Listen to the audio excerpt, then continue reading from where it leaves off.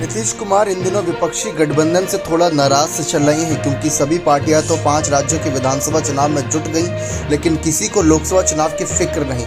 और दूसरी तरफ केंद्र सरकार एक के बाद एक बड़े ऐलान कर रही है ताकि फिर से केंद्र की सत्ता में आ सके। लेकिन इस बीच नीतीश कुमार ने अपनी नाराजगी खुलकर जाहिर करी थी कि कांग्रेस 5 राज्यों के विधानसभा चुनाव में व्यस्त है, उनको फिक्र नहीं और बाकी पार्टियां भी वहां पर व्यस्त है, चाहे आम आदमी पार्टी की बात कर ले या समाजवादी पार्टी की बात कर ले। तो इस बीच नीतीश कुमार अपने प्लान बी पर फोकस कर रही हैं।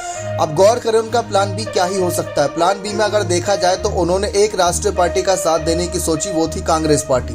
कांग्रेस को ही आगे बढ़ाने की सोची, लेकिन कांग्रेस ने ही उनका साथ लगभग नहीं दिया।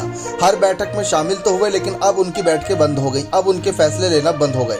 तो इस बीच एक और राष्ट्रीय पार्टी है जो कि बीएसपी है, बहुजन समाज पार्टी मायावती की। उस पार्टी की ओर गौर किया जा सकता है। नीतीश कुमार पहले ही साफ कह चुके हैं कि मायावती की पार्टी से और उनसे तब मुलाकात की जाएगी जब उनकी जरूरत महसूस होगी। तो इस समय नीतीश कुमार काफी हद तक अकेले पड़ चुके हैं और जिस तरीके से बहुजन समाज पार्टी केंद्र से सत्ता से यहाँ बीजेपी को उखाड़ फेंकने के लिए लगातार मेहनत मशक्कत कर रही है, ठीक वैसे ही नीतीश कुमार उनका साथ पाकर आगे रणनीति बना सकते हैं। जी हाँ, उत्तर प्रदेश आए थे नीतीश कुमार, लेकिन अखिलेश से ही मुलाकात करी थी। उन्होंने साफ कह दिया था कि जरूरत पड़ने पर उनसे भी मुलाकात की जाएगी और अब मुलाकात कहीं ना कहीं नजर आ रही है कि होनी चाहिए, क्योंकि जो कांग्रेस का कोर वोट बैंक है वही कोर वोट बैंक बसपा का भी माना जाता है। अब बसपा इतनी दिलचस्पी नहीं जता रही, अगर दिलचस्पी अब जताएगी भी तो क्या ही फायदा है, क्योंकि 5 राज्यों के विधानसभा चुनाव में बीजेपी को पटकनी देकर एक संदेश दिया जा सकता था कि इंडिया अलायंस मजबूत है। लेकिन कांग्रेस ने इंडिया अलायंस यहीं पर तोड़ दिया, उन्होंने विधानसभा चुनाव के लिए इंडिया अलायंस लागू ही नहीं किया।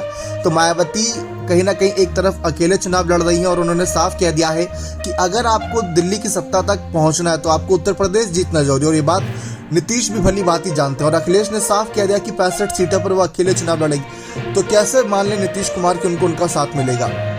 तो ऐसे में समाजवादी पार्टी भी एक क्षेत्रीय पार्टी के तौर पर गिनी जाती है। अब यहाँ पर नीतीश मायावती के साथ जाते हैं तो उनको फायदा होना तय माना जा सकता है, क्योंकि फिर कांग्रेस के भी कहीं ना कहीं वोट काफी बड़ी संख्या में कटेंगे।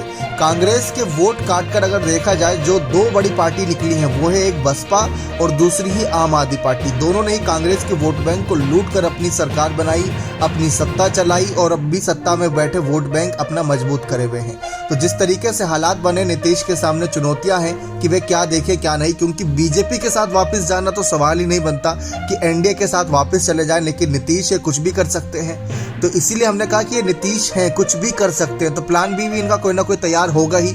अब जिस तरीके से नीतीश की नाराजगी दूर करने में जुटी है कांग्रेस पार्टी, देखते हैं क्या नीतीश की नाराजगी दूर होती है या नीतीश अपना फैसला बदल कर किसी तीसरे मोर्चे की तरफ जाएंगे। बने रहे चैनल के साथ, बहुत बहुत धन्यवाद।